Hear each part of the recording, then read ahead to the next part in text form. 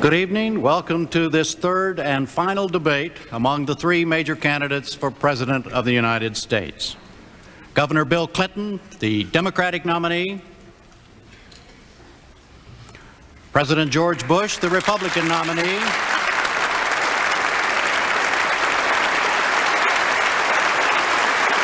and independent candidate Ross Perot.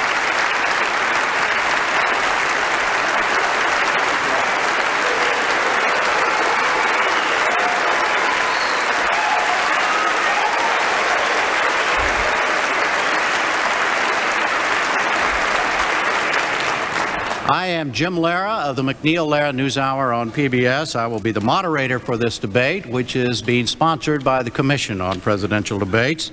It will be 90 minutes long. It is happening before an audience on the campus of Michigan State University in East Lansing.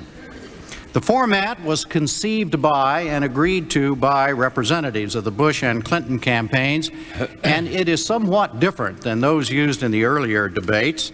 I will ask questions for the first half under rules that permit follow-ups. A panel of three other journalists will ask questions in the second half under rules that do not. As always, each candidate will have 2 minutes, up to 2 minutes, to make a closing statement. The order of those, as well as that for the formal questioning, were all determined by a drawing. Gentlemen, again, welcome, and again, good evening. Yeah.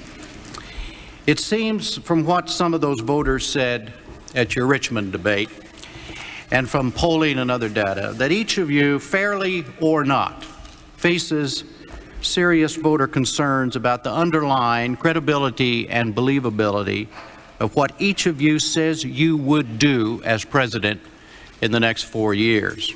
Governor Clinton, in accordance with the draw, those concerns about you are first. You are promising to create jobs, reduce the deficit, reform the health care system, rebuild the infrastructure, guarantee college education for everyone who is qualified, among many other things, all with financial pain only for the very rich. Some people are having trouble apparently believing that is possible. Should they have that concern? No. There are many people who believe that the only way we can get this country turned around is to tax the middle class more and punish them more. But the truth is that middle class Americans are basically the only group of Americans who have been taxed more in the 1980s and during the last 12 years, even though their incomes have gone down. The wealthiest Americans have been taxed much less, even though their incomes have gone up. Middle class people will have their fair share of changing to do and many challenges to face, including the challenge of becoming constantly re-educated. But my plan is a departure from trickle-down economics, just cutting taxes on the wealthiest Americans and getting out of the way. It's also a departure from tax and spend economics, because you can't tax and divide an economy that isn't growing. I propose an American version of what works in other countries. I think we can do it better. Invest and grow. I believe we can increase investment and reduce the deficit at the same time if we not only ask the wealthiest Americans and foreign corporations to pay their fair share, we also provide over $100 billion in tax relief in terms of incentives for new plants, new small businesses, new technologies, new housing, and for middle-class families. And we have $140 billion of spending cuts. Invest and grow. Raise some more money. Spend the money on tax incentives to have growth in the private sector. Take the money from the defense cuts and reinvest it in new transportation and communications and environmental cleanup systems. This will work. On this, as on so many other issues, I have a fundamental difference from the present administration. I don't believe trickle-down economics will work. Unemployment is up. Most people are working harder for less money than they were making 10 years ago. I think we can do better if we have the courage to change. Mr. President, a response. You have 1 minute, just the ground rules here. Well, yeah, roughly 1 minute. We can okay. Loosen that up a little bit, but go ahead. He doesn't like trickle-down government, but I think he's talking about the Reagan-Bush years where we created 15 million jobs. The rich are paying a bigger percent of the total tax burden, and what I don't like is trickle-down government. And therein, I think Governor Clinton keeps talking about trickle down, and he's still talking about spending more and taxing more. Government, he says, invest government, grow government. Government doesn't create jobs. If they do, they're make-work jobs. It's the private sector that creates jobs. And yes, we've got too many taxes on the American people, and we're spending too much. And that's why I want to get the deficit down by controlling the growth of mandatory spending. It won't be painless. I think Mr. Perot put his finger on something there. It won't be painless, but we've got to get the job done, but not by raising taxes. Mr. and Mrs. America, when you hear him say, we're going to tax only the rich, watch your wallet, because his figures don't add up, and he's going to sack it right to the middle-class taxpayer and lower if he's going to pay for all the spending programs he proposed. So we have a big difference on this trickle-down theory. I do not want any more trickle-down government. It's gotten too big. I want to do something about that. Mr. Perot, what do you think of the governor's approach, what he just laid out? The basic problem with it, it doesn't balance the budget. If you forecast it out, we still have a significant deficit under each of their plans, as I understand them. Our challenge is to stop the financial bleeding. If you take a patient into the hospital that's bleeding arterially, step one is to stop the bleeding. And we are bleeding arterially. There's only one way out of this, and that is to stop the deterioration of our job base, to have a growing, expanding job base, to give us the tax base. See, balancing the budget is not nearly as difficult as paying off the $4 trillion debt and leaving our children the American dream intact. We have spent their money. We've got to pay it back. This is going to take fair, shared sacrifice. My plan balances the budget within 6 years. We didn't do it faster than that because we didn't want to disrupt the economy. We gave it off to a slow start and a fast finish to give the economy time to recover. But we faced it and we did it. And we believe it's fair, shared sacrifice. The one thing I have done is lay it squarely on the table in front of the American people. You've had a number of occasions to see in detail what the plan is, and at least you'll understand it. I think that's fundamental in our country, that you know what you're getting into. Governor, the word pain, one of the other leadership things that's put on you is that you don't speak of pain, that you speak of all things. Nobody's going to really have to suffer under your plan. You've heard what Mr. Perot has said. He said it's got this, to do the things that you want to do. You can't do it by just taking the money from the rich. That's what the president says as well. How do you respond to that? The numbers don't add up. For one thing, let me just follow up here. I disagree with Mr. Perot that the answer is to put a 50-cent gas tax on the middle class and raise more taxes on the middle class and the working poor than on the wealthy. His own analysis says that unemployment will be slightly higher in 1995 under his plan than it is today. And as far as what Mr. Bush says, he is the person who raised taxes on the middle class after saying he wouldn't. And just this year, Mr. Bush vetoed a tax increase on the wealthy that gave middle-class tax relief. He vetoed middle-class tax relief this year. And furthermore, under this administration, spending has increased more than it has in the last 20 years, and he asked Congress to spend more money than it actually spent. Now, it's hard to outspend Congress, but he tried to for the last 3 years. So my view is the middle class is the one, they've been suffering, Jim. Now, should people pay more for Medicare if they can? Yes. Should they pay more for Social Security if they're getting more out of it than they paid in? They're upper income people? Yes. But look what's happened to the middle class. Middle class Americans are working harder for less money than they were making 10 years ago, and they're paying higher taxes.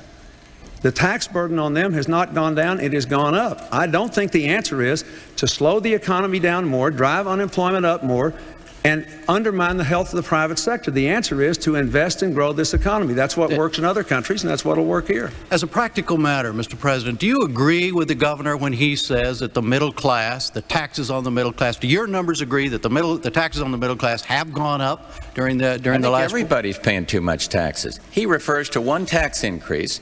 Let me remind you, it was a Democratic tax increase, and I didn't want to do it, and I went along with it. And I said, I make a mistake. If I make a mistake, I admit it. That's quite different than some. But I think that's the American way. I think everyone's paying too much. But I think this idea that you can go out and then he hits me for vetoing a tax bill. Yes, I did. And the American taxpayer ought to be glad they have a president to stand up to a spending Congress. We remember what it was like when we had a spending president and a spending Congress and interest rates. Who remembers that? They were at 21.5%. Under Jimmy Carter, and inflation was 15. We don't want to go back to that. And so, yes, everybody's taxed too much, and I want to get the taxes down, but not by signing a tax bill that's going to raise taxes on people. Mr. President, when you said just then that you admit your mistakes and you looked at Governor Clinton and said, what mistake is it that you want him to admit to? Well, the record in Arkansas. I mean, look at it. And that's what we're asking America to have? Now look, he says Arkansas is a poor state. They are. But in almost every category, they're lagging. I'll give you an example. He talks about all the jobs he's created in 1 or 2 years. Over the last 10 years since he's been governor, there's 30% behind. 30%, they're 30% of the national average. On pay for teachers, on all these categories, Arkansas is right near the very bottom. You haven't heard me mention this before, but we're getting close now, and I think it's about time I start putting things in perspective. And I'm going to do that. It's not dirty campaigning, because he's been talking about my record for half a year here, 11 months here. And so we've got to do that. I got to get it in perspective. What's his mistake? Admit it, that Arkansas is doing very, very badly against any standard. Environment, support for police officers, whatever it is. Governor, is that true? Mr. Bush's Bureau of Labor Statistics says that Arkansas ranks first in the country in the growth of new jobs this year. First. This year. Fourth in manufacturing jobs. Fourth in the reduction of poverty. Fourth in income increase. Over the last 10 years, we've created manufacturing jobs much more rapidly than the national average. Over the last 5 years, our income has grown more rapidly than the national average. We are second in tax burden, the second lowest tax burden in the country. We have the lowest per capita state and local spending in the country. We're low spending, low tax burden. We dramatically increased investment, and our jobs are growing. I wish America had that kind of record, and I think most people looking at us tonight would like it if we had more jobs and a lower spending burden on the government. Mr. Perot, if you were sitting at home now and just heard this exchange about Arkansas, who would you believe? I grew up 5 blocks from Arkansas. Let's put it in perspective. It's a beautiful state. It's a fairly rural state. It has a population less than Chicago or Los Angeles, or about the size of Dallas and Fort Worth combined. So I think probably we're making a mistake night after night after night to cast the nation's future on a unit that small. Why is that a mistake? It's irrelevant. What hit?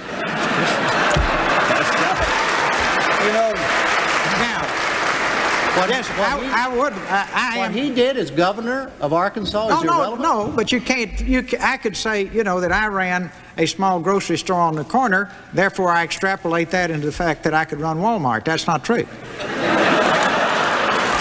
Mr. Perot. Governor? I carefully picked an Arkansas company, you notice there, Governor. All right. Governor? Mr. Perot, with all respect, I think it is highly relevant. And I think that a $4 billion budget with state and federal funds is not all that small. And I think the fact that I took a state that was one of the poorest states in the country and had been for 153 years and tried my best to modernize its economy and to make the kind of changes that have generated support from people like the presidents of Apple Computer and Hewlett-Packard and some of the biggest companies in this country, 24 retired generals and admirals and hundreds of business executives, are highly relevant. And, I'm frankly amazed that since you grew up 5 blocks from there, you would think that what goes on in that state is irrelevant. I think it's been pretty impressive. It's not and the people who have jobs, and educations and opportunities that didn't have them 10 years ago don't think it's irrelevant at all. They think it's highly relevant, and they wish the rest of the country I don't have a dog in this fight, but I'd like to get in on but you this. think it's relevant. Governor Clinton has to operate under a balanced budget amendment. He has to do it. That is the law. I'd like to see a balanced budget amendment for America to protect the American taxpayers. And then that would discipline not only the executive branch, but the spending Congress, the Congress that's been in control of one party, his party, for 38 years. And we almost had it done. And that institution, the House of Representatives, everyone's yelling, clean house. One of the reasons is we almost had it done, and the Speaker, very able, decent fellow, I might add, but he twisted the arms of some of the sponsors of that legislation and had them change their vote. What's relevant here is that tool, that discipline that he has to live by in Arkansas, and I'd like it for the American people. I want the line item veto. I want to check off So if the Congress can't do it, let people check off their income tax, 10% of it, to compel the government to cut spending. And if they can't do it, if the Congress can't do it, let them then have to do it across the board, what we call a sequester. That's the discipline we need, and I'm working for that, to protect the American taxpayer against the big spenders. Mr. President, let's move to some of the leadership concerns that have been voiced about you, and they relate to something you said in your closing statement in Richmond the other night about the President being the manager of crises. And that relates to an earlier criticism that you began to focus on the economy, on health care, on racial divisions in this country only after they became crises. Is that a fair criticism? Jim, I don't think that's a fair shot.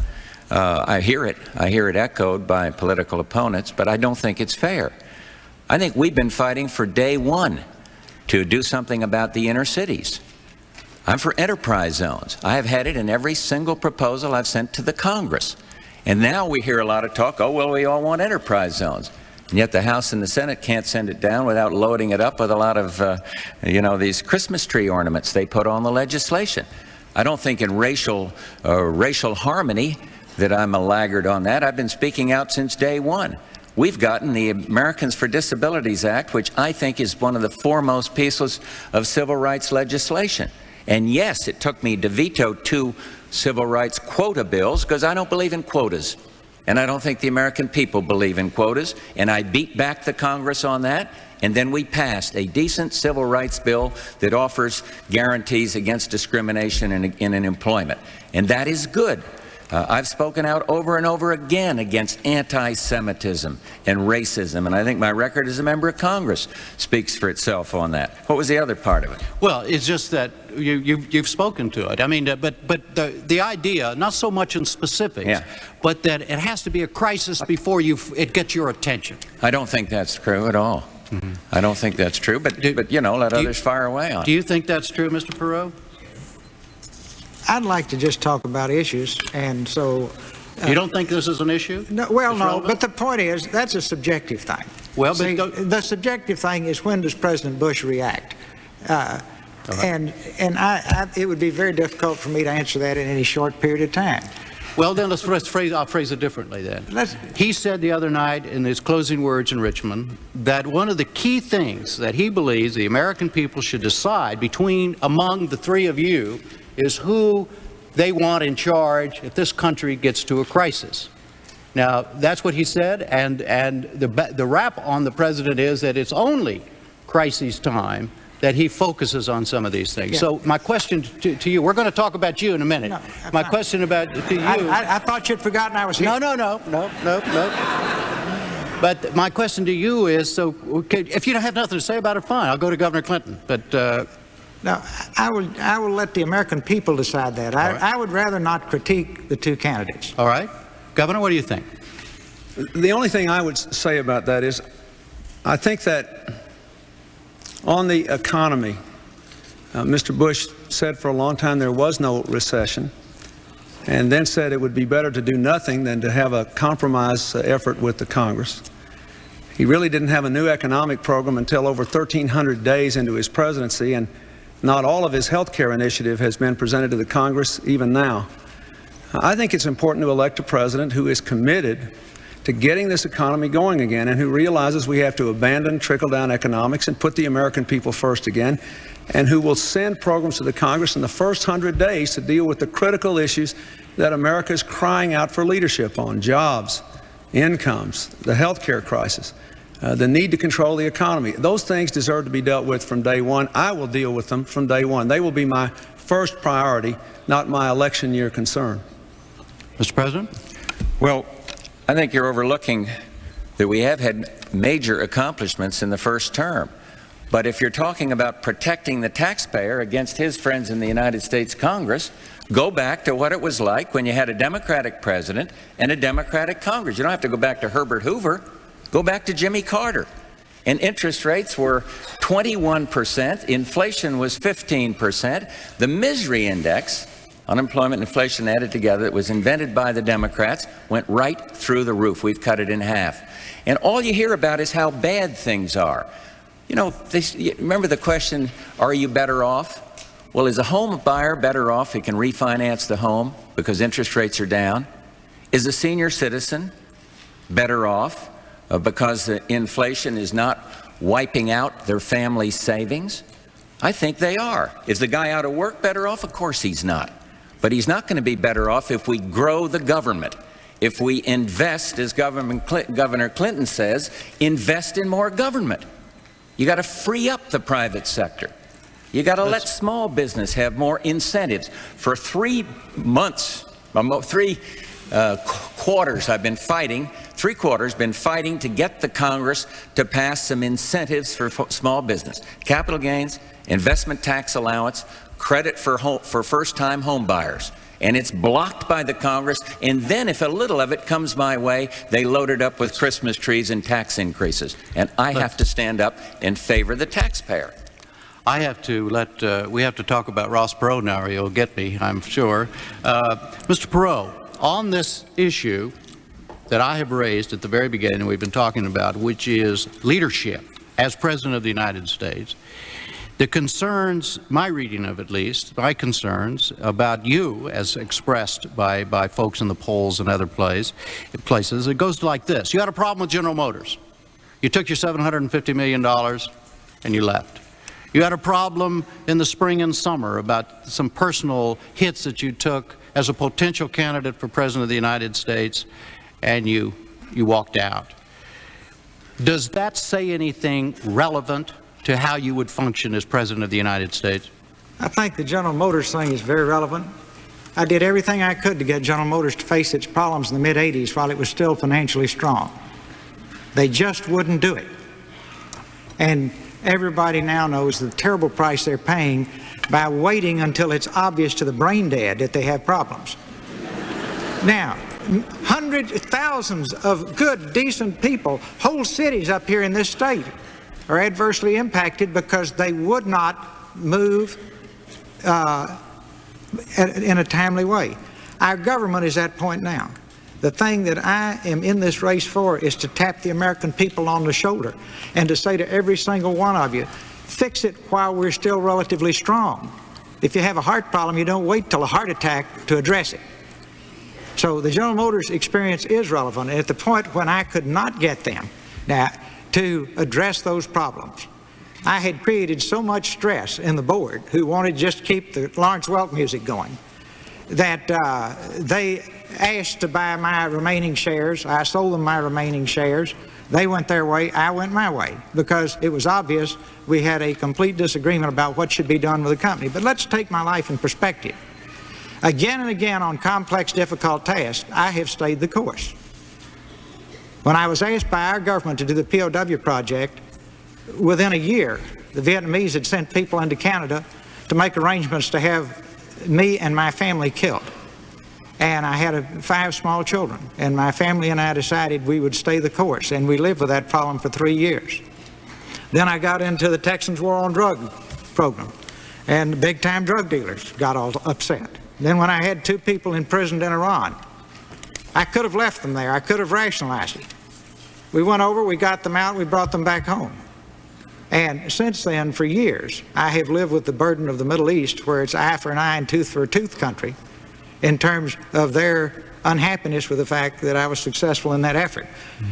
Again and again and again, in the middle of the night, 2 or 3 o'clock in the morning, my government has called me to take extraordinary steps for Americans in distress. And again and again and again, I have responded. And I didn't wilt and I didn't quit. Now, what happened in July? We've covered again and again and again. But I think in terms of the American people's concern about my commitment, I'm here tonight, folks. I never quit supporting you as you put me on the ballot in the other 26 states. And when you asked me to come back in, I came back in. And talk about not quitting. I'm spending my money on this campaign. The 2 parties are spending your money, taxpayer money. I've put my wallet on the table for you and your children. Over $60 million at least will go into this campaign to leave the American dream to you and your children, to get this country straightened out, because if anybody owes it to you, I do. I've lived the American dream. I'd like for your children to be able to live it too.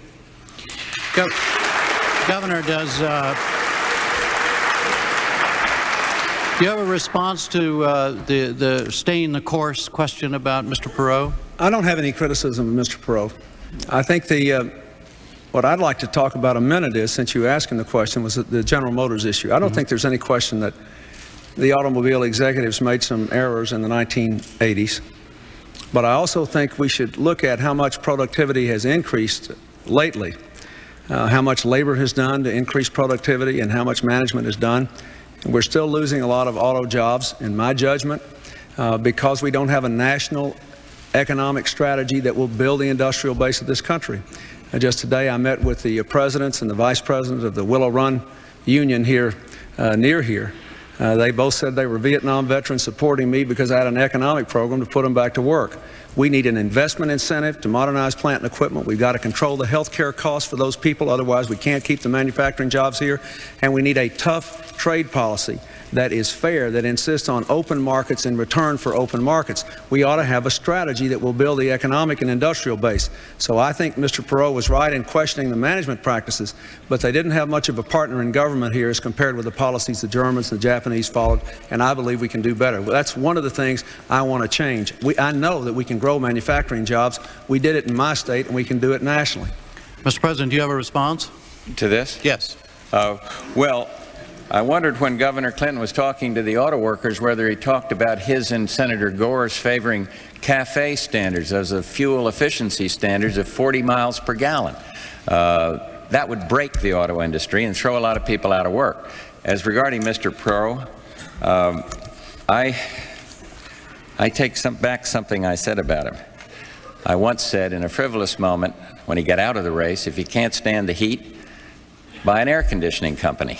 And I take it back because I think he said he made a mistake. And the thing I find is if I make a mistake, I admit it. I've never heard Governor Clinton make a mistake. But one mistake he's made is fuel efficiency standards at 40 to 45 miles per gallon will throw many auto workers out of work, and you can't have it both ways. There's a pattern here of appealing to the auto workers and then trying to appeal to the spotted owl crowd or the extremes in the environmental movement. You can't do it as president. You can't have a pattern of one side of the issue one day and on another the next. So my argument is not with Ross Perot, it is more with Governor Clinton. Governor, what about that charge? Well, you want it both ways on this issue. Let's just talk about the CAFE standards. All right. That's the fuel efficiency standards. They're now 27.5 miles per gallon per automobile fleet. I never said, and I defy you to find where I said, I gave an extensive environmental speech in April, and I said that we ought to have a goal of raising the fuel efficiency standards to 40 miles a gallon. I think that should be a goal. I've never said we should write it into law if there is evidence that that goal cannot be achieved. The National Science Foundation did a study which said it would be difficult for us to reach fuel efficiency standards in excess of 37 miles per gallon by the year 2000. I think we should try to raise the fuel efficiency. And let me say this, I think we ought to have incentives to do it. I think we ought to push to do it. That doesn't mean we have to write it into the law. Look, I am a job creator, not a job destroyer. It is the Bush administration that has had no new jobs in the private sector in the last 4 years. In my state, we're leading the country in private sector job growth, but it is good for America to improve fuel efficiency. We also ought to convert more fuel vehicles to compressed natural gas. That's another way to improve the environment. Mr. Perot, based on your experience at General Motors, where do you come down in this? This has been thrown about back and forth during his campaign from the very beginning about jobs and CAFE standards. Well, everybody's nibbling around the edges. Let's go to the center of the bullseye, the core problem. And believe me, everybody on the factory floor all over this country knows it. You implement that NAFTA, the Mexican trade agreement, where they pay people $1 an hour, have no health care, no retirement, no pollution controls, et cetera, et cetera, et cetera. And you're going to hear a giant sucking sound of jobs being pulled out of this country right at a time when we need the tax base to pay the debt and pay down the interest on the debt and get our house back in order. We've got to proceed very carefully on that. There's a lot I don't understand. I do understand business. I do understand creating jobs. I do understand how to make things work. And I got a long history of doing that. Now, if you want to go to the core problem that faces everybody in manufacturing in this country, it's that agreement that's about to be put into practice. But here's very simple. Everybody says it'll create jobs. Yes, it'll create bubble jobs. Now, watch this. Listen very carefully to this. One-time surge while we build factories and ship machine tools and equipment down there.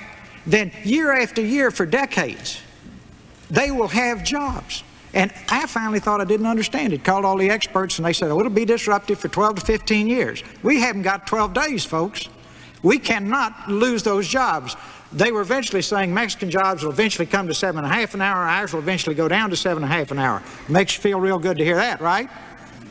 Let's think it through here. Let's be careful. I'm for free trade philosophically, but I have studied these trade agreements till the world has gone flat, and we don't have good trade agreements across the world. I hope we'll have a chance to get into that tonight, because I can get right to the center of the bullseye and tell you why we're losing whole industries in this country. Excuse me. Just for the record, though, Mr. Perot, I take it then for your answer, you do not have a position on whether or not enforcing the CAFE standards will cost jobs in the auto industry. No, it will cost jobs, but that's not, let me say this. I'd rather, if you gave me two bad choices, okay, I'd rather have some jobs left here than just see everything head south. See? So that means no. And in other words, you agree with President Bush, is that right? No, I'm saying our principal need now is to stabilize a tax base, which is the job base, and create a growing dynamic base. Now, please, folks, if you don't hear anything else I say, remember where the millions of people at work are our tax base.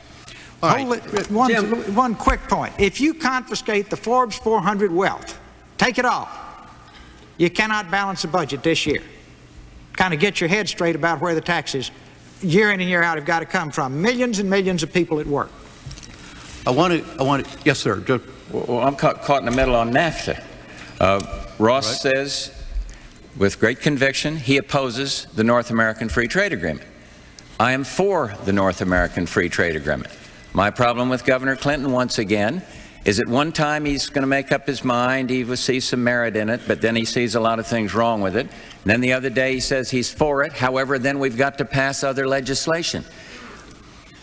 When you're President of the United States, you cannot have this pattern of saying, well, I'm for it, but I'm on the other side of it. And it's true on this, and it's true on CAFE. Look, if Ross were right on we got a free trade agreement with Mexico, why wouldn't they have gone down there now?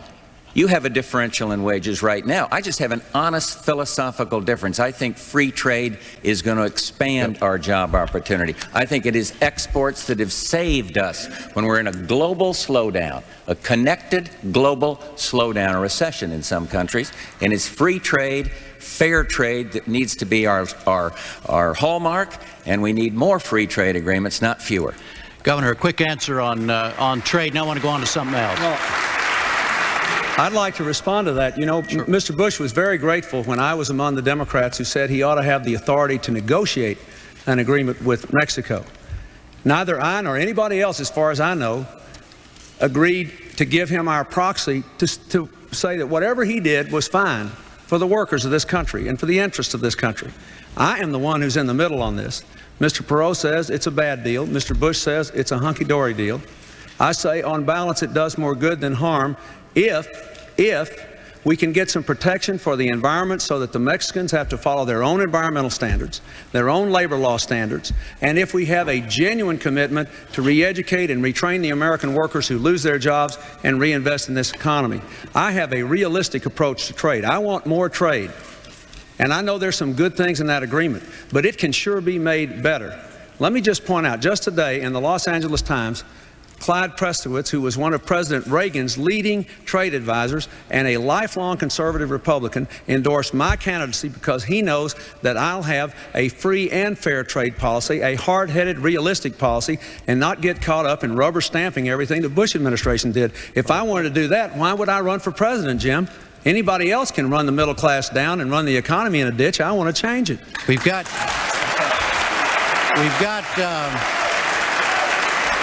about four. I think he made my case. On the one hand, it's a good deal, but on the other hand, I'd make it better. You can't do that as president. You can't do it on the war. where he says, well, I was with the minority, but I guess I would have voted with the majority. This is my point tonight. We're talking about 2 weeks from now, you got to decide who's going to be president. And there is this pattern that has plagued him in the primaries and now about trying to have it both ways on all these issues. You can't do that. And if you make a mistake, say you made a mistake and go on about your business, trying to serve the American people. Right now we heard it. Ross is against it. I am for it. He says on the one hand I'm for it, on the other hand maybe against it. The governor said I could. I said. That's what's wrong with Mr. Bush. His whole deal is you got to be for it or against it. You can't make it better. I believe we can be better. I think the American people are sick and tired of either or solutions, people being pushed in the corner, polarized to extremes. I think they want somebody with common sense who can do what's best for the American people. And I'd be happy to discuss these other issues, but I can't believe he is accusing me of getting on both sides. He said trickle-down economics was voodoo economics. Now he's its biggest practitioner. He promised, let me just say. Sure. But I've always said trickle-down government is bad. I could run this string out a long time, but remember this, Jim. Those 209 Americans last Thursday night in Richmond told us they wanted us to stop talking about each other and start talking about Americans and their problems and their promise, and I think we ought to get back to that. I'll be glad to answer any question you have, but this election ought to be about the American people. Mr. Perot, you want to say? Is there an equal time rule here tonight? Yes. Or do you just keep lunging in at will? I thought we were going to have equal time, but maybe I just have to interrupt the other two. Is that the way it works this period? No, Mr. Perot, you're doing fine. Okay. Go ahead. Okay. Whatever you want to say it. Now that we've talked all around the problem about free trade, let's go again to the center of the bullseye. Wait a minute, I was going to ask, I thought you wanted to respond to what we're talking about. I do. All right. I just want to make sure, as foreign lobbyists, this whole thing, our country has sold out to foreign lobbyists. We don't have free trade. Both parties have foreign lobbyists on leaves in key roles in their campaigns. And if there's anything more unwise than that, I don't know what it is. Every debate I bring this up, nobody ever addresses it. I would like for them to look you in the eye and tell you why they have people representing foreign countries working on their campaigns. And, you know, you've seen the list, I've seen the list, we won't go into the names, but no wonder if I had those people around me all day, every day telling me it was fair and free, I might believe it. But if I look at the facts as a businessman, it's so tilted. The first thing you ought to do is just say, guys, if you like these deals so well, we'll give you the deal you gave us. Now, Japanese couldn't unload the cars in this country if they had the same restrictions we had, and on and on and on and on and on. I suggest to you that the core problem, one country spent $400 million lobbying in 1988, our country. And it goes on and on. And you look at a who's who in these campaigns around the two candidates, they're foreign lobbyists taking leaves. What do you think they're going to do when the campaign's over? Go back to work at $30,000 a month representing some other country. I don't believe that's in the American people's interest. I don't have a one of them, and I haven't taken a penny of foreign money, and I never will. Mr. President, how do you respond to that? Mr. Perot's made that charge several times. The fact that you have people working in your campaign who are paid foreign lobbyists. Most people that are lobbying the Congress. And I don't think there's anything wrong with an honest person who happens to represent an interest of another country for making his case. That's the American way. And what you're assuming is that makes the recipient of the lobbying corrupt or the lobbyist himself corrupt. I don't agree with that. But if I found somebody that had a conflict of interest that would try to illegally do something as a foreign registered lobby, the laws cover this. I don't know why, I've never understood quite why Mr. Perot was so upset about it, because one of the guys he used to have working for him, I believe, had foreign accounts. Could be wrong, but I think so. And as soon as I found it out, he went out the door, too. Yeah. Well, but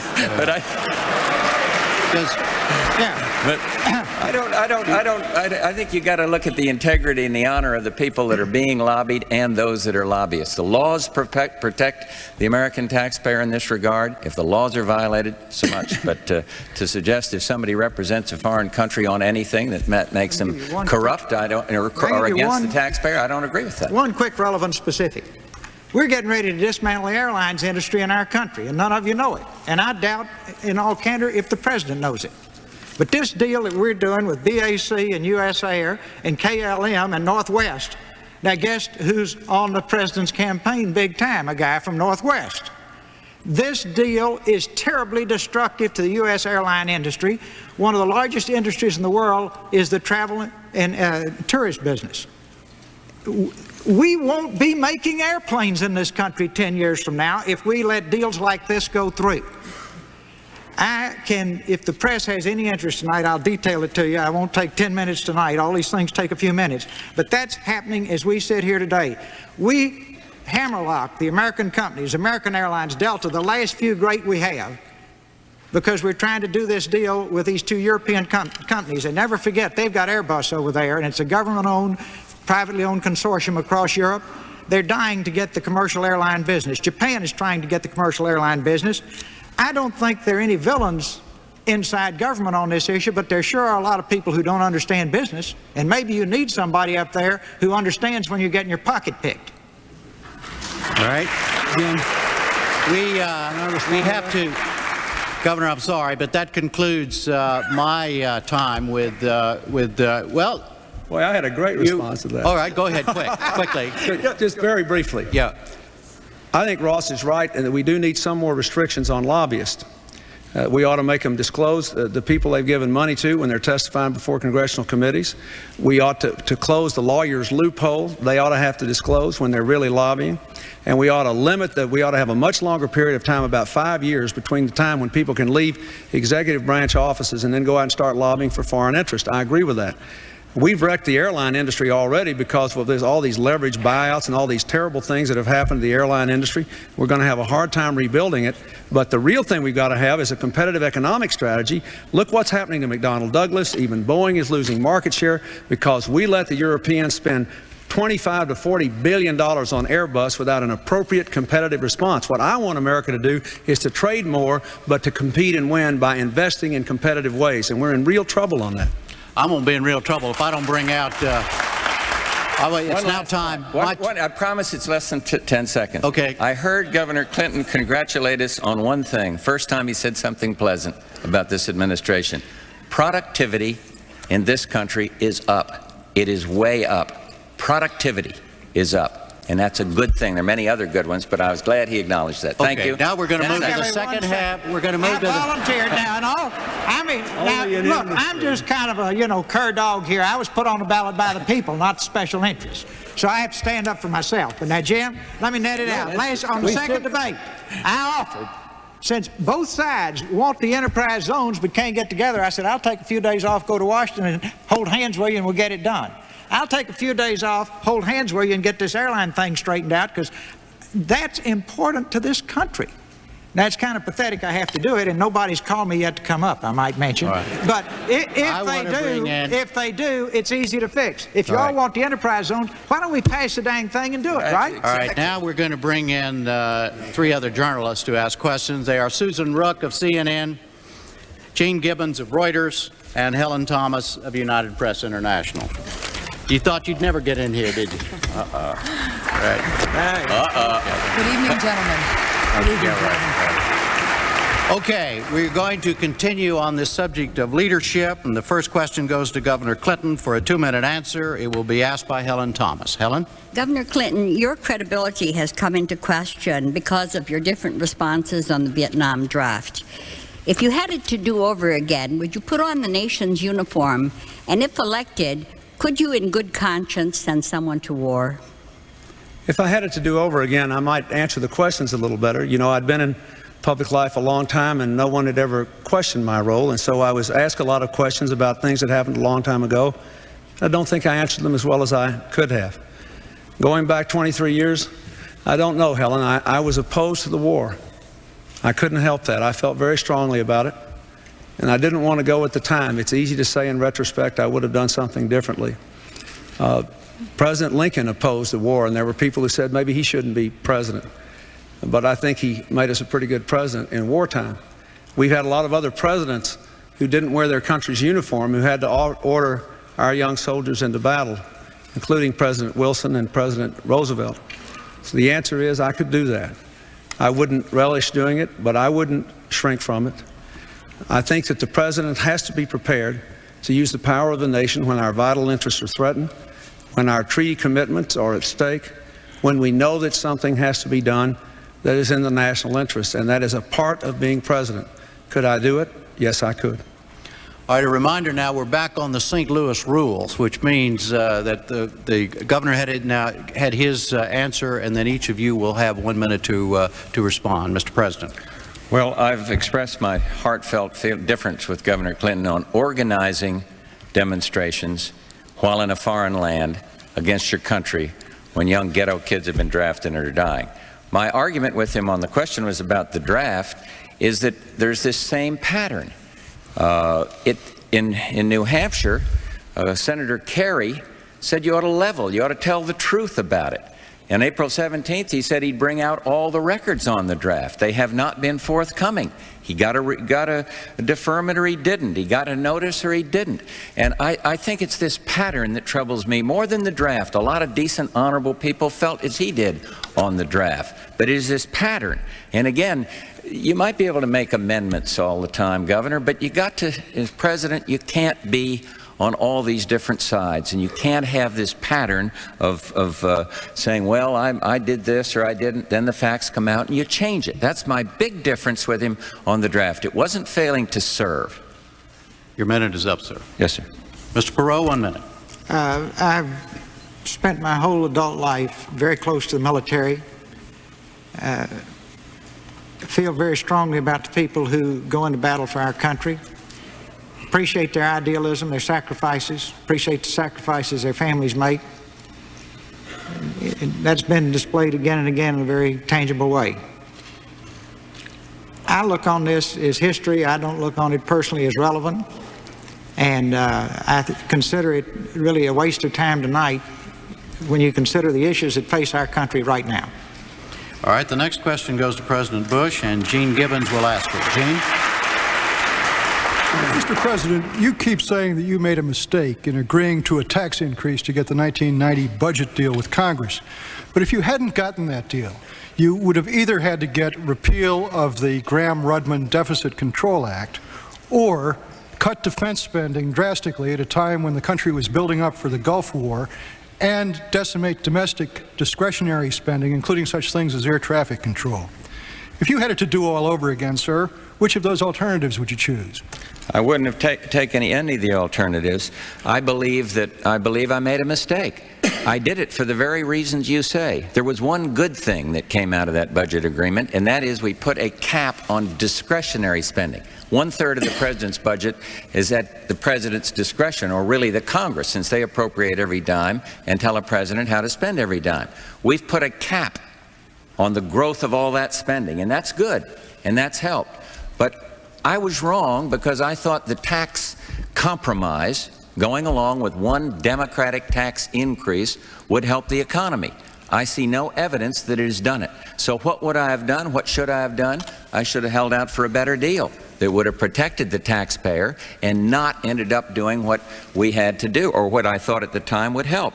So I made a mistake, and you know, the difference I think is that I knew at the time I was going to take a lot of political flack. I knew we'd have somebody out there yelling, "Read my lips." And I did it because I thought it was right, and I made a mistake. That's quite different than taking a position where you know it's best for you. That wasn't best for me, and I knew it in the very beginning. I thought it would be better for the country than it was. So there we are. Mr. Perot, 1 minute. Mr. Perot?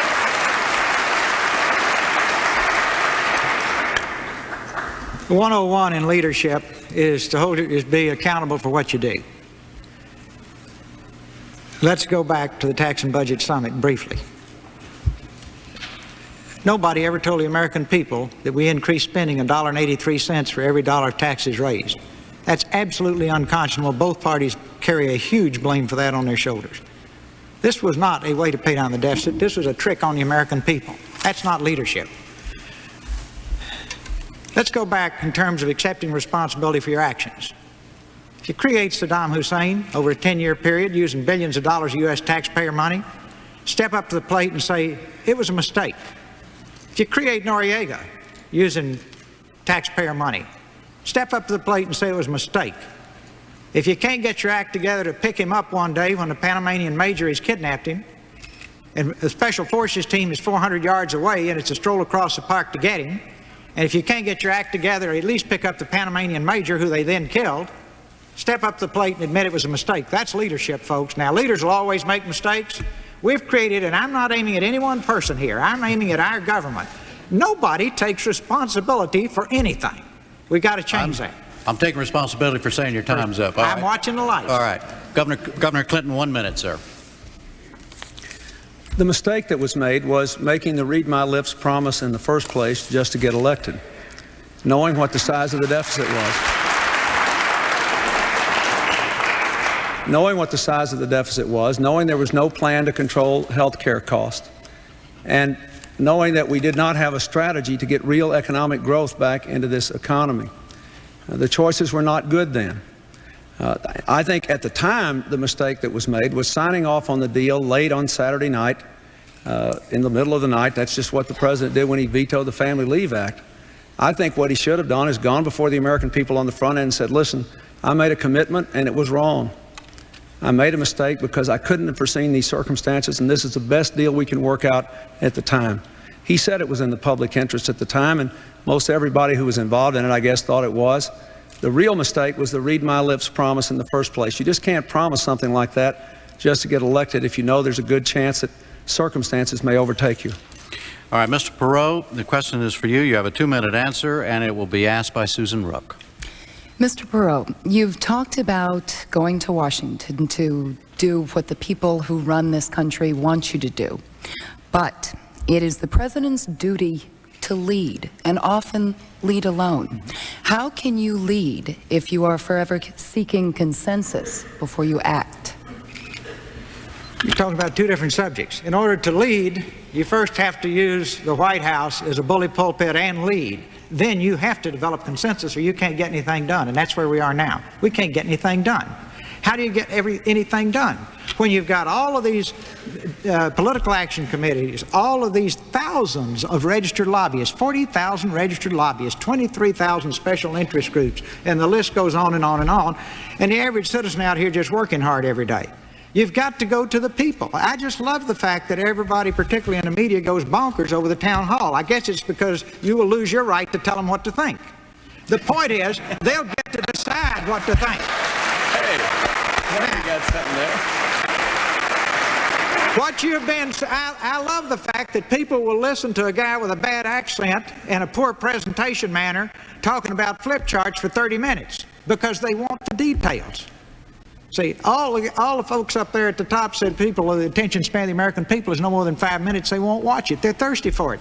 You want to have a new program in this country. If you get grassroots America excited about it, and if they tap Congress on the shoulder and say, do it, Charlie, it'll happen. And that's a whole lot different from these fellows running up and down the halls, whispering in their ears now and promising campaign funds for the next election if they do it.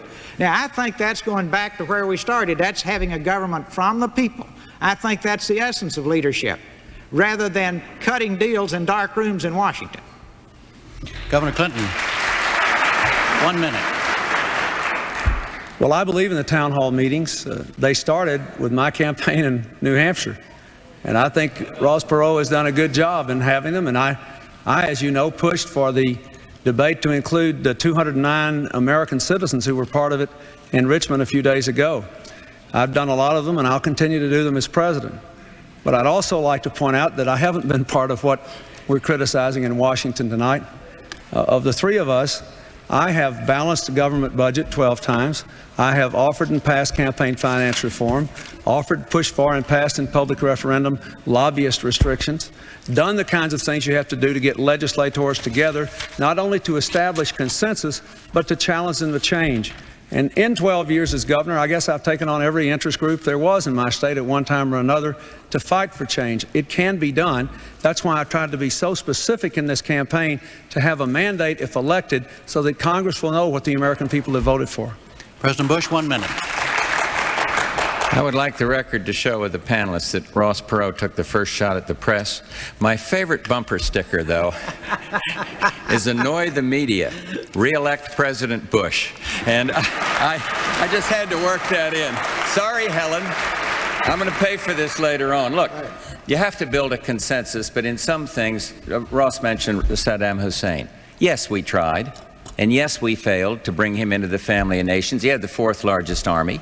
But then when he moved against Kuwait, I said, this will not stand. And it's hard to build a consensus. We went to the UN. We made historic resolutions up there. The whole world was united. Our Congress was dragging its feet. Governor Clinton said, well, I might have been with the minority. Let sanctions work. But I guess I would have voted with the majority. A president can't do that. Sometimes he has to act. And in this case, I'm glad we did, because if we'd have let sanctions work and had tried to build a consensus on that, Saddam Hussein today would be in Saudi Arabia, controlling the world's oil supply, and he would be there with maybe with a nuclear weapon. We busted the 4th largest army, and we did it through leadership. All right, we're going to go on to another subject now, and the subject is priorities. And the first question goes to you, President Bush, and Susan will ask it. President Bush, gentlemen, I acknowledge that all of you have women and ethnic minorities working for you and working with you. But when we look at the circle of the key people closest to you, your inner circle of advisors, we see white men only. Why and when will that change? You don't see Margaret Tutwiler sitting in there with me today? The key people, President Bush. The key people. The people beyond the key glass person. ceiling. I think our cabinet members are key people. I think the woman that works with me, Rosa Mary, is about as tough as a boot out there and makes some discipline and protects the taxpayer. Look at our cabinet. You talk about somebody strong. Look at Carla Hills. Look at Lynn Martin, who's fighting against this glass ceiling and doing a first-class job on it. Look at our Surgeon General, Dr. Novella. You can look all around and you'll see first-class, strong women. Jim Baker's a man. Yeah, I agree. I plead guilty to that. But look around, look who's around with him there. I mean, this is a little defensive on your part, Susan, to be honest with you. We've got a very good record appointing women to high positions and positions of trust. And I'm not defensive at all about it. What we got to do is keep working, as the Labor Department is doing a first-class job on, to break down discrimination, to break down the glass ceiling. And I am not apologetic at all about our record with women. We've got, I think, you know, you think about women in government, I think about women in business. Why not try to help them with my small business program to build some incentives into the system? I think we're making progress here. You got a lot of women running for office. As I said the other night, I hope a lot of them lose because they're liberal Democrats and we don't need more of them in the Senate or more of them in the House. But nevertheless, they're out there and we got some very good Republican women running. So we're making dramatic progress. Mr. Perot, 1 minute. Well, I've come from the computer business, and everybody knows the women are more talented than the men. So we have a long history of having a lot of talented women. One of our first officers was a woman. She's a chief financial officer. She was a director. And it was so far back, it was considered so odd. And even though we were a tiny little company at the time, it made all the national magazines. But in terms of being influenced by women and being a minority, there they are right out there. My wife and my 4 beautiful daughters, and I just have one son. So he and I are surrounded by women telling us what to do all the time. And the rest of my minute, I want to make a very brief comment here in terms of Saddam Hussein. We told him that we wouldn't get involved with this border dispute, and we've never revealed those papers that were given to Ambassador Glaspie on July the 25th. I suggest, in the sense of taking responsibility for your actions, we lay those papers on the table. They're not the secrets to the nuclear bomb. Secondly, we got upset when he took the whole thing. But to the ordinary American out there who doesn't know where the oil fields are in Kuwait, they're near the border.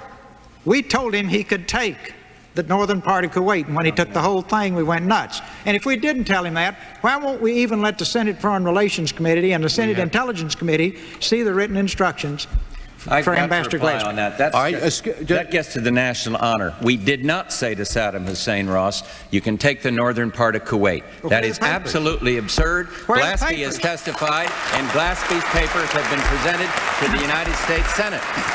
Okay. Now, please, let's be if you factual. have time, go through Nexus and Lexus, pull all the old news articles, look at what Ambassador Glaspie said all through the fall and what have you, and then look at what she and Kelly and all the others in state said at the end when they were trying to clean it up, and talk to any head of any of those key committees in the Senate. They will not let them see the written instructions given to Ambassador Glaspie, and I suggest that in a free society owned by the people, the American people ought to know what we told Ambassador Glaspie to tell Saddam Hussein, because we spent a lot of money and risked lives and lost lives in that effort and did not accomplish most of our objectives. We got Kuwait back to the emir, but he's still got his nuclear, his chemical, his bacteriological, and he's still over there, right? I'd like to see those written instructions. Sorry. Mr. President, when you just make sure that everybody knows what's going on here. When you responded directly to Mr. Perot, Yes. you violated the rule, your rules. Now, I'm more than willing. I apologize. When I No, make it's a okay. mistake, I sound No. I just want to make sure that everybody. I just want to make sure everybody understands. If you all want to change the rules, we can do it. No, I don't. Okay, I all right. apologize for it. But Governor that one Clinton? got right to the All national right. honor. And Okay, I'm sorry. I just couldn't let it but Governor Clinton, you have a minute. Susan, I don't agree that there are no women and minorities in important positions in my campaign. There are many. But I think even more relevant is my record at home. For most of my time as governor, a woman was my chief of staff. An African American was my chief cabinet officer. An African American was my chief economic development officer. It was interesting today, there was a story today or yesterday in the Washington Post about my economic programs, and my chief budget officer and my chief economic officer were both African Americans, even though the Post didn't mention that, which I think is a sign of progress. The National Women's Political Caucus gave me an award, one of their Good Guy Awards, for my involvement of women in high levels of government, and I've appointed more minorities to positions of high level in government than all the governors in the history of my state combined before me. So that's what I'll do as president. I don't think we've got a person to waste, and I think I owe the American people a White House staff, a cabinet, and appointments that look like America, but that meet high standards of excellence, and that's what I'll do. All right, next question goes to you, Mr. Perot. It's a two-minute question, and Helen will ask it. Helen? Mr. Perot, what proof do you have that Saddam Hussein was told that he could have the? Do you have any actual proof, or are you asking for the papers? And also, I really came in with another question: is what is this penchant you have to investigate everyone? Are those accusations correct? Investigating your staff, investigating the leaders of the grassroots movement, investigating associates of your family? No, they're not correct. And if you look at my life for the first, until I got involved in this effort, I was one person. And then after the Republican Dirty Tricks group got through with me, I'm another person, which I consider an absolutely sick operation. And all of you in the press know exactly what I'm talking about. They investigated every single one of my children. They investigated my wife. They interviewed all of my children's friends from childhood on. They went to extraordinary sick lengths. And I just found it amusing that they would take 2 or 3 cases where I was involved in lawsuits and would engage an investigator. The lawyers would engage an investigator, which is common. And the only difference between me and any other businessman that has the range of businesses I have is I haven't had that many lawsuits. So that's just another one of those little Fruit Loopy things they make up to try to, instead of facing issues, to try to redefine a person's that's running against them. This goes on night and day. I will do everything I can if I get up there to make dirty tricks a thing of the past. One of the 2 groups has raised it to an art form. It's a sick art form. Now let's go back to Saddam Hussein. We gave Ambassador Glaspie written instructions. That's a fact. We've never let the Congress and the Foreign Relations Senate Intelligence Committee see them. That's a fact. Ambassador Glaspie did a lot of talking right after July the 25th, and that's a fact, and it's all the newspapers, and you pull all of it at once and read it, and I did, and it's pretty clear what she and Kelly and the other key guys around that thing thought they were doing. Then, at the end of the war, when they had to go testify about it, their stories are a total disconnect from what they said in August, September, and October.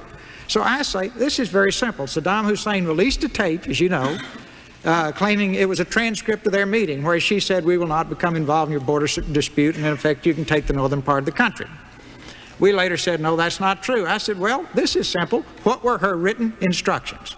We guard those like the secrets to the atomic bomb, literally." Now I say, whose country is this? This is ours. Who will get hurt if we lay those papers on the table? The worst thing is, it's a mistake. Nobody did any of this with evil intent. I just object to the fact that we cover up and hide things, whether it's Iran-Contra, Iraq-Gate, or you name it. It's a steady stream. Right. Governor Clinton, you have 1 minute. Let's take Mr. Bush for the moment at his word. He's right. We don't have any evidence, at least, that our government did tell Saddam Hussein he could have that part of Kuwait. And let's give him the credit he deserves for organizing Operation Desert Storm and Desert Shield. It was a remarkable event. But let's look at where I think the real mistake was made. In 1988, when the war between Iraq and Iran ended, we knew Saddam Hussein was a tyrant. We had dealt with him because he was against Iran. The enemy of my enemy maybe is my friend. All right, the war's over. We know he's dropping mustard gas on his own people. We know he's threatened to incinerate half of Israel. Several government departments, had information that he was converting our aid to military purposes and trying to develop weapons of mass destruction. But in late '89, the president signed a secret policy saying we were going to continue to try to improve relations with him. And we sent him some sort of communication on the eve of his invasion of Kuwait that we still wanted better relations. So I think what was wrong, I give credit where credit is due, but the responsibility was in coddling Saddam Hussein when there was no reason to do it and when people at high levels in our government knew he was trying to do things that were outrageous. Mr. President, you have a minute. I'm sorry. Well, it's awful easy when you're dealing with 90-90 hindsight. We did try to bring Saddam Hussein into the family of nations. He did have the 4th largest army. All our Arab allies out there thought we ought to do just exactly that. And when he crossed the line, I stood up and looked into the camera and I said, this aggression will not stand. And we formed a historic coalition and we brought him down. And we destroyed the 4th army, largest army, and the battlefield was searched, and there wasn't one single iota of evidence that any U.S. weapons were on that battlefield, and the nuclear capability has been searched by the United Nations, and there hasn't been one single scintilla of evidence that there's any U.S. technology involved in it. And what you're seeing on all this Iraq gate is a bunch of people who were wrong on the war, trying to cover their necks here and try to do a little revisionism. And I cannot let that stand because it isn't true. Yes, we had grain credits for Iraq, and there isn't any evidence that those grain credits were diverted into weaponry. None. None whatsoever. And so I just have to say, it's fine. You can't say there, Governor Clinton, and say, well, I think I've supported the minority, let sanctions work or wish that it'd go away, but I would have voted with the majority. Come on, that's not leadership. All right, the next question goes to Governor Clinton, and Gene Gibbons will ask it. Gene? Governor, an important aspect of leadership is, of course, anticipating problems. During the 1988 campaign, there was little or no mention of the savings and loan crisis that has cost the American people billions and billions of dollars. Now there are rumblings that a commercial bank crisis is on the horizon. Is there such a problem, sir? If so, how bad is it, and what will it cost to clean it up? Gene, there is a problem in the sense that there are some problem banks, and on December 19th, new regulations will go into effect, which will, in effect, give the government the responsibility to close some banks that are not technically insolvent, but that are plainly in trouble. On the other hand, I don't think that we have any reason to believe that the dimensions of this crisis are anywhere near as great as the savings and loan crisis. The mistake that both parties made in Washington with the S&L business was deregulating them without proper capital requirements, proper oversight and regulation, proper training of the executives. Many people predicted what happened, and it was a disaster. The banking system in this country is fundamentally sound with some weak banks. I think that our goal ought to be, first of all, not to politicize it, not to frighten people. Secondly, to say that we have to enforce the law in two ways. We don't want to overreact, as the federal regulators have, in my judgment, on good banks so that they've created credit crunches that have made our recession worse in the last couple of years. But we do want to act prudently with the banks that are in trouble. We also want to say that insofar as is humanly possible, the banking industry itself should pay for the cost of any bank failures. The taxpayers should not, and that will be my policy. And I believe we have a good balanced approach. We can get the good banks loaning money again, end the credit crunch, have proper regulation on the ones that are in trouble, and not overreact. It is a serious problem, but I don't see it as the kind of terrible, terrible problem that the S&L problem was. President Bush, 1 minute. Well, I don't believe it would be appropriate for a president to suggest that the banking system is not sound. It is sound. There's some problem banks out there. But what we need is financial reform. We need some real financial reform, banking reform legislation. And I have proposed that. And when I am reelected, I believe one of the first things ought to be to press a new Congress, not beholden to the old ways, to pass financial reform legislation that modernizes the banking system, doesn't put a lot of inhibitions on it, and protects the depositors, but through keeping the FDIC sound. But I think that I just was watching some of the proceedings of the American Bankers Association, and I think the general feeling is most of the banks are sound. Certainly, there's no comparison here between what happened to the S&Ls and where the banks stand right now, in my view. Mr. Perot, 1 minute.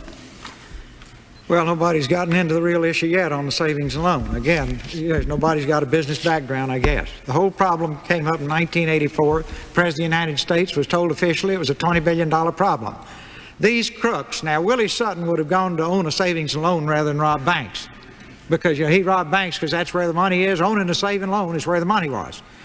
Now, in 1984, they were told, I believe the vice president was in charge of deregulation.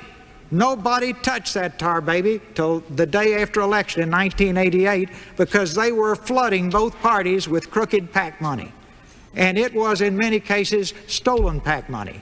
Now, you and I never got a ride on a lot of these yachts and fancy things it bought, but you and I are paying for it. And they buried it till right after the election. Now, if you believe the Washington Post and you believe this extensive study that's been done, and I'm reading it, right after Election Day this year, they're going to hit us with 100 banks. It'll be a $100 billion problem. Now, if that's true, just tell me now. Yeah, I'm grown up. I can deal with it. I'll pay my share. But just tell me now. Don't bury it until after the election twice. I say that to both political parties.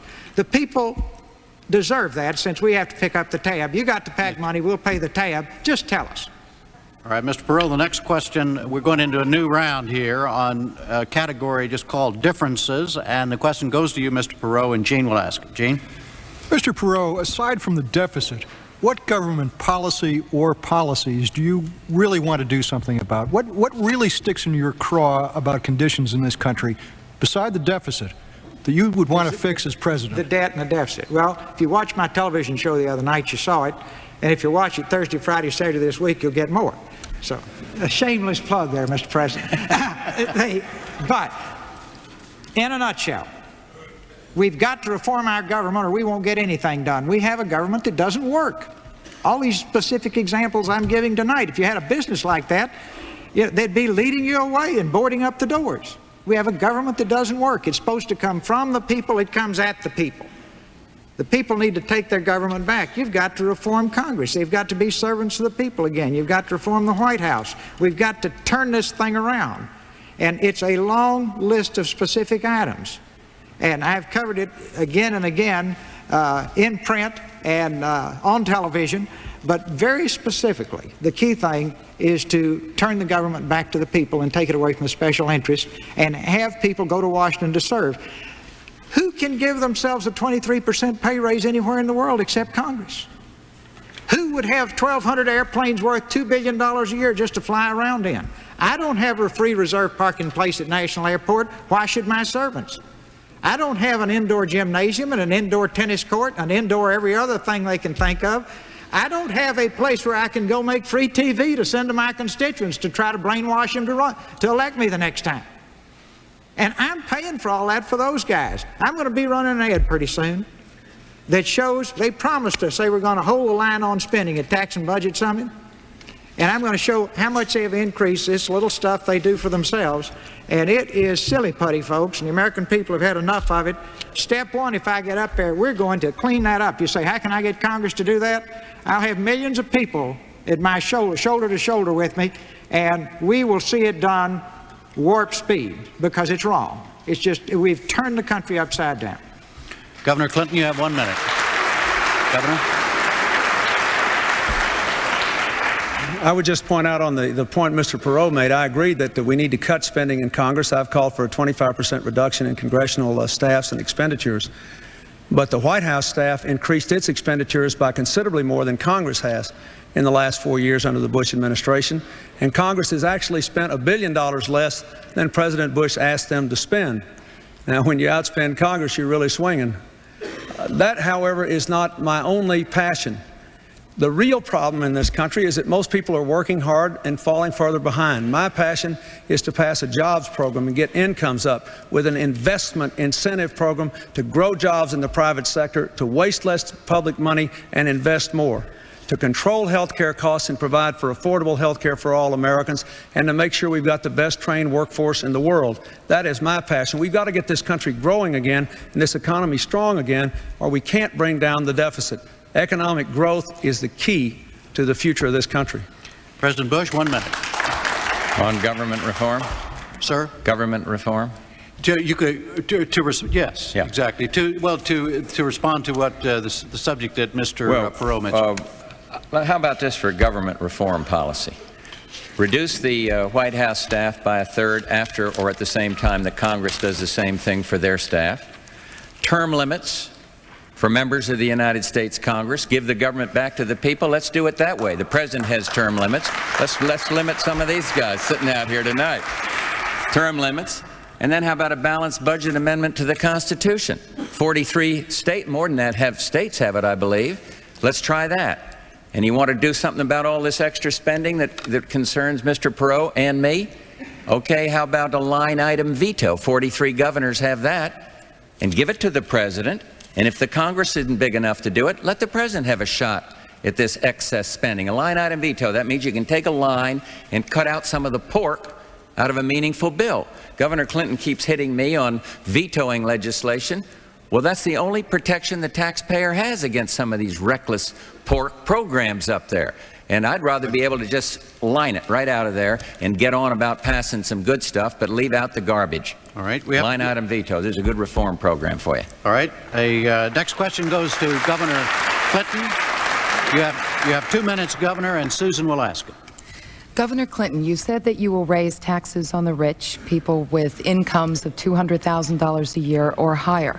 A lot of people are saying that you will have to go lower than that, much lower.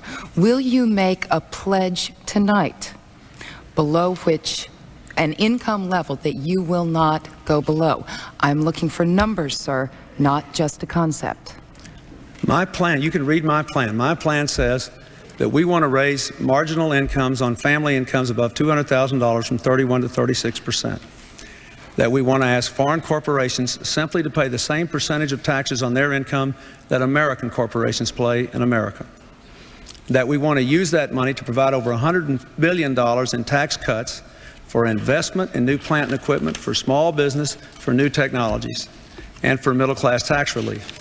Now, I will tell you this, I will not raise taxes on the middle class to pay for these programs. If the money does not come in there to pay for these programs, we will cut other government spending or we will slow down the phase-in of the programs. I am not going to raise taxes on the middle class to pay for these programs. Now, furthermore, I am not going to tell you, read my lips on anything, because I cannot foresee what emergencies might develop in this country. And the president said never would he raise taxes in New Jersey. And within a day, Marlin Fitzwater, his spokesman, said, now that's not a promise. So I think even he has learned that you can't say read my lips because you can't know what emergencies might come up. But I can tell you this, I'm not going to raise taxes on middle-class Americans to pay for the programs I recommended. Read my plan. And you know how you can trust me about that? Because, in the first debate, Mr. Bush made some news. He had just said Jim Baker was going to be Secretary of State, but in the first debate he said no, now he's going to be responsible for domestic economic policy. Well, I'll tell you, I'll make some news in the third debate. the person responsible for domestic economic policy in my administration will be Bill Clinton.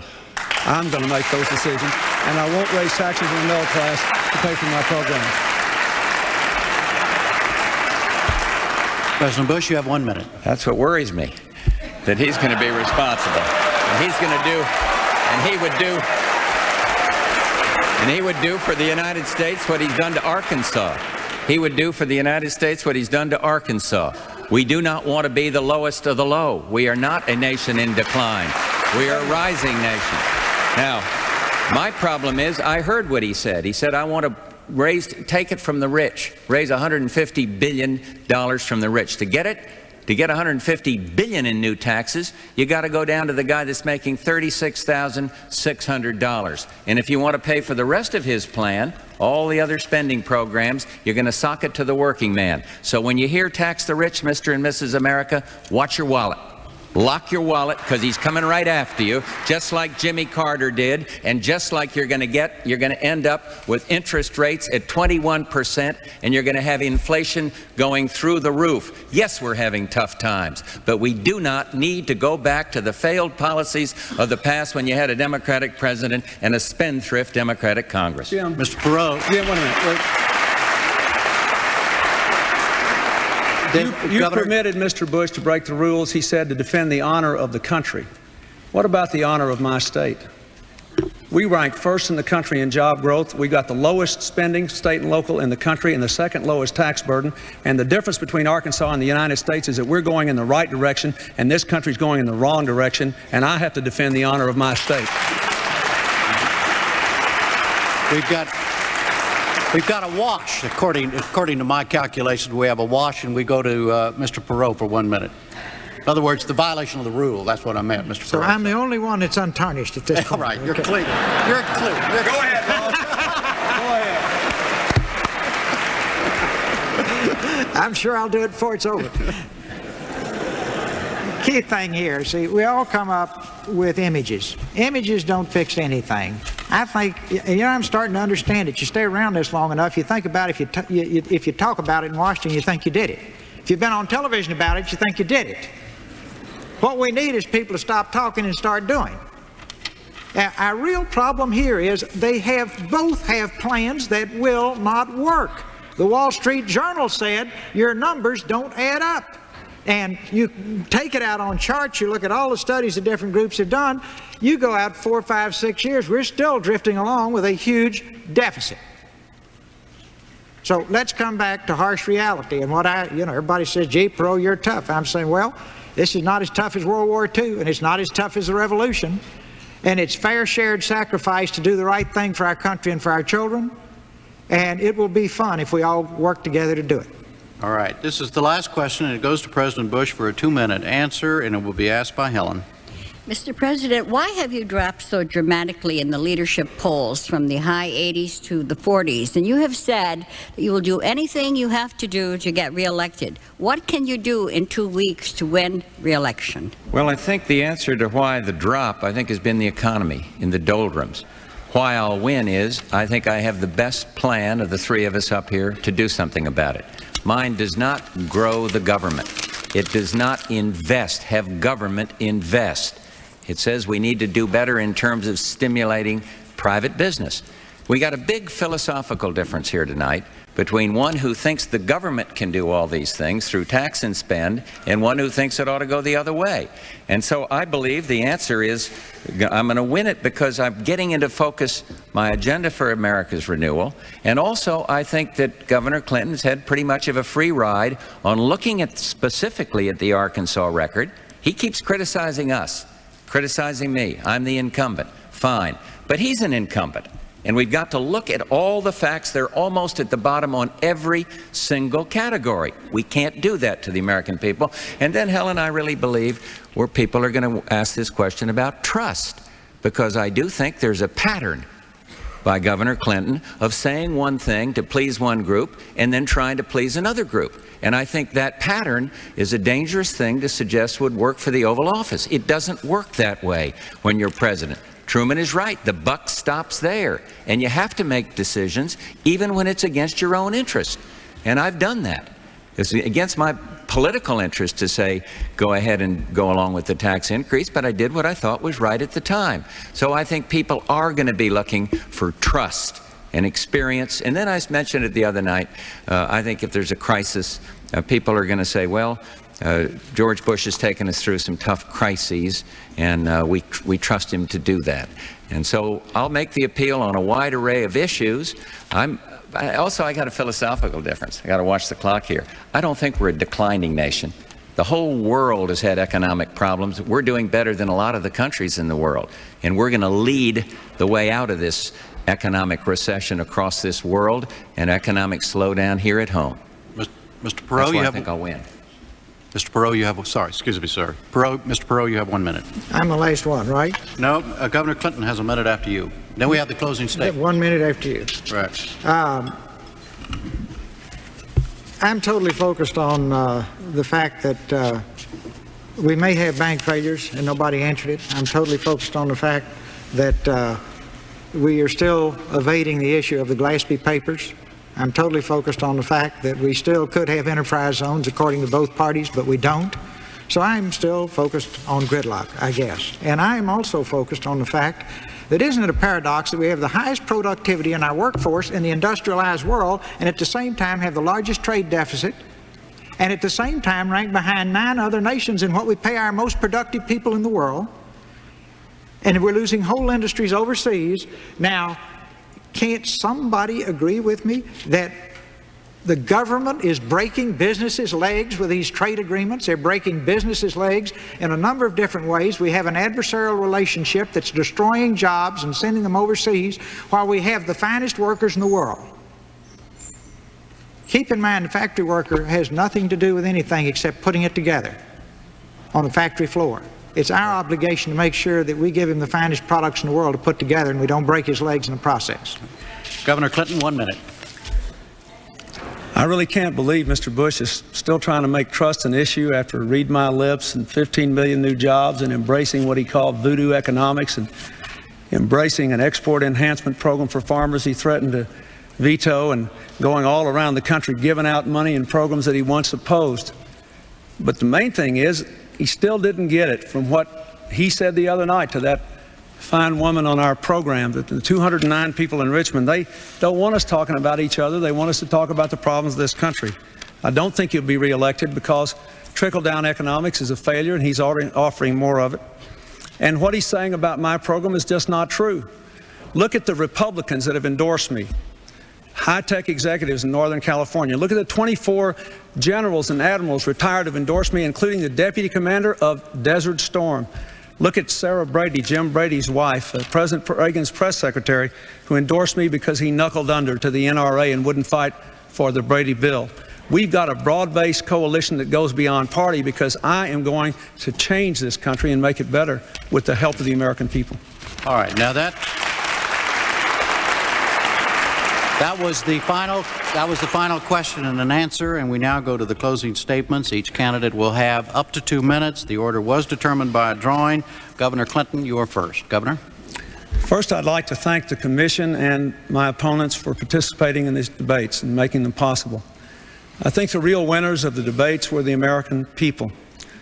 I was especially moved in Richmond a few days ago when 209 of our fellow citizens got to ask us questions. They went a long way toward reclaiming this election for the American people and taking their country back. I want to say, since this is the last time I'll be on a platform with my opponents, that even though I disagree with Mr. Perot on how fast we can reduce the deficit and how much we can increase taxes on the middle class, I really respect what he's done in this campaign to bring the issue of deficit reduction to our attention. I'd like to say to Mr. Bush, even though I've got profound differences with him, I do honor his service to our country. I appreciate his efforts, and I wish him well. I just believe it's time to change. I offer a new approach. It's not trickle-down economics. It's been tried for 12 years, and it's failed. More people are working harder for less, 100,000 people a month losing their health insurance, unemployment going up, our economy slowing down. We can do better. And it's not tax and spend economics. It's invest and grow, put our people first, control health care costs and provide basic health care to all Americans, have an education system second to none, and revitalize the private economy. That is my commitment to you. It is the kind of change that can open up a whole new world of opportunities to America as we enter the last decade of this century and move toward the 21st century. I want a country where people who work hard and play by the rules are rewarded, not punished. I want a country where people are coming together across the lines of race and region and income. I know we can do better. It won't take miracles and it won't happen overnight, but we can do much, much better if we have the courage to change. Thank you very much.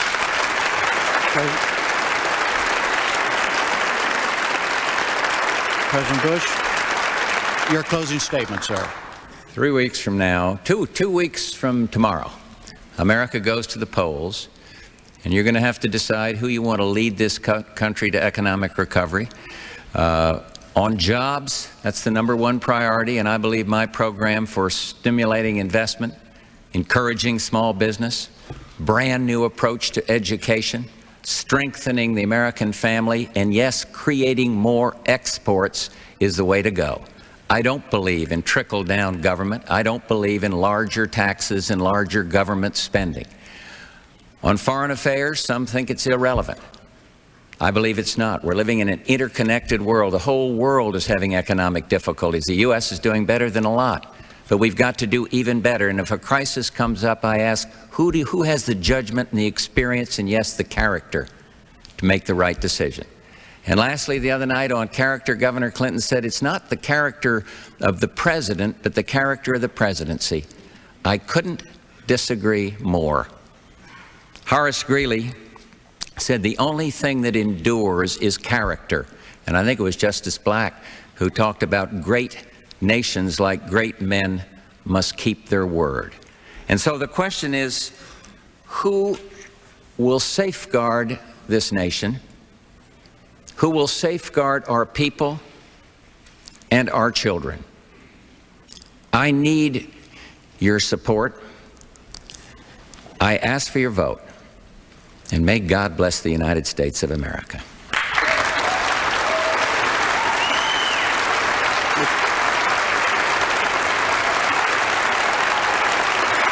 Mr. Perot?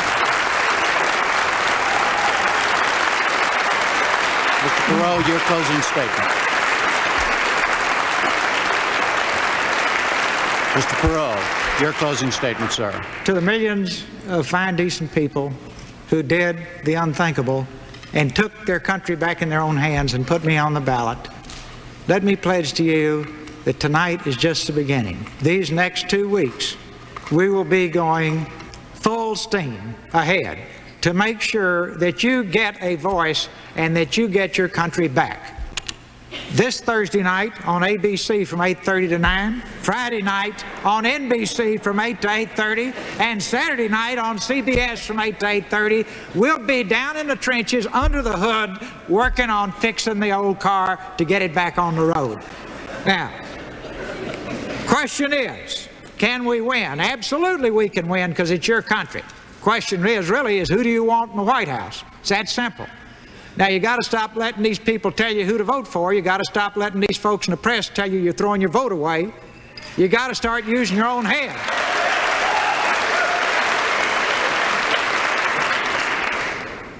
Then the question is, can we govern? I love that one. The we is you and me. You bet your hat we can govern, because we will be in there together. And we will figure out what to do, and you won't tolerate gridlock. You won't tolerate endless meandering and wandering around, and you won't tolerate non-performance. And believe me, anybody that knows me understands I have a very low tolerance for non-performance also. Together we can get anything done. The President mentioned that you need the right person in a crisis. Well, folks, we got one, and that crisis is a financial crisis. Pretty simply, who's the best qualified person up here on the stage to create jobs? Make your decision and vote on November the 3rd. I suggest you might consider somebody who's created jobs. Second, who's the best person to manage money? I suggest you pick a person who's successfully managed money. Who's the best person to get results and not talk? Look at the record, make your decision. And finally, who would you give your pension fund and your savings account to manage? And last one, who would you ask to be the trustee of your estate and take care of your children if something happened to you? Finally, to your students up there, God bless you. I'm doing this for you. I want you to have the American dream. And to the American people, I'm doing this because I love you. That's it. Thank you very much. All right, my thanks. Mr. Perot. Thank you, Mr. Perot. Thank you, Mr. President. Thank you, Governor Clinton, for being with us tonight and the previous debates. Thank you to the panel. The only thing that is left to be said is, from Michigan State University in East Lansing, I'm Jim Lara. Thank you and good night.